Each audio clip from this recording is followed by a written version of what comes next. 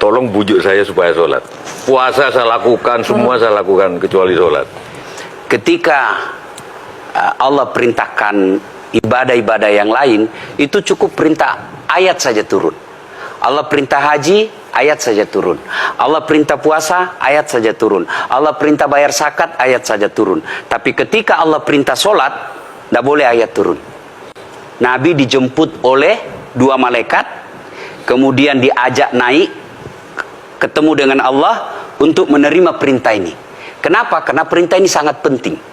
Mas, saya boleh dagang, bayar zakat sambil nyanyi. Saya boleh haji sambil nyanyi. Tawaf, labbaik Allahumma labbaik, labbaik la syarika laka labbaik. Boleh. Ya, saya bayar zakat boleh sambil nyanyi. Begadang jangan begadang. Kenapa? Sholat tak boleh.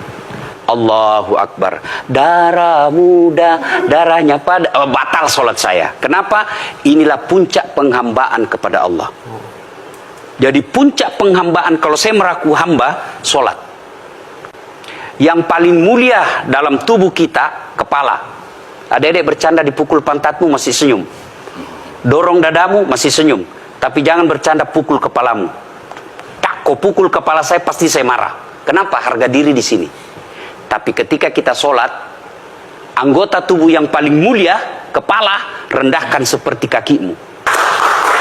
Kita akan ini penting. Kalau saya sudah mulai ini. Oke. Ya, karena kalau ketika saya mau sholat, saya melihat banyak koruptor sholat. Ya. Saya melihat banyak orang sholat yang kalau saya ajak ngomong main HP, nggak punya adab. Yang paling enak memang sholat tidak korupsi. Yang paling nyaman memang, paling ideal sholat jujur. Tapi wala talbisul haqqa bil batil, kata Allah. Allah tidak mencampurkan antara hak dan batil. Sholatmu beda, puasamu beda, maksiatmu beda. Itulah sehingga Allah hadirkan 2 malaikat, Rakit dan Atid, mencatat yang baik di baik, yang salah salah. Tapi ini setan kan tidak membiarkan itu. Maka setan masuk. Nah, dia sholat tapi dia korup. Tapi Allah Maha Adil, maka ditimbanglah nanti mana yang lebih banyak, kebaikanmu atau keburukanmu. Kalau dia baik amalnya tapi tidak ada sholatnya, sia-sia. Kenapa? Passwordnya kebaikan itu, kuncinya itu adalah sholat. Ustadz ketika naik haji, naik pesawat, pesawat itu mungkin dibikin orang yang nggak sholat. Iya, betul. Terus gimana dong? Nah, kursi itu mungkin dibikin orang yang nggak sholat. Iya, betul. Terus? Nah, bagi orang yang tidak sholat itu, Allah nanti perlihatkan amalnya. Yang ciptakan listrik ini luar biasa amalnya. Iya. Saya bisa dakwah karena ada mic. Iya. Dan mic itu dari orang non-muslim yang ciptakan. Maka Allah nanti pamerkan. Ini kau punya amal. Ini 10 miliar kau punya amal. Mana passwordnya? Mana kuncinya? Kuncinya itulah sholat. As-sholatu imanuddin, as-sholatu miftahul jannah.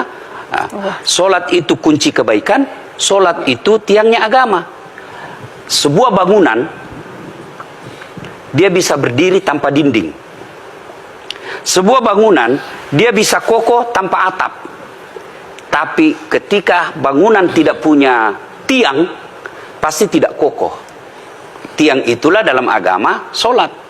Dia tidak husuk, tidak ada urusan. Allah tidak hitung kamu husuk atau tidak. Kamu datang deh sujud sama saya. Orang haji kan melempar 3 jumroh. 1 tiang, 7 batu. Kenapa tidak dikumpul saja itu? 1 kali lempar, tak. Kenapa? Kenapa mesti 3 hari dan kenapa mesti 3 titik? Itu pesan moralnya, melawan setan itu perlu napas panjang. Dengar azan, jangan pikir setan, dia tebar itu. Tidak usah kau sholat, nanti kau tua. Anggaplah pergi sholat. Setan menyerah, tidak. Buru-buru kamu, buru-buru. Akhirnya apa? Wudhu tidak sempurna. Anggaplah anda wudhu dengan sempurna. Setan menyerah, tidak. Masuk masjid. Tidak usah sholat sunnah, tidak usah sholat sunnah. Prinsipnya setan, kalau dia tidak bisa dikalah, jangan untung. Nah, gimana Mbak Teja? Udah teryakinkan? Oke.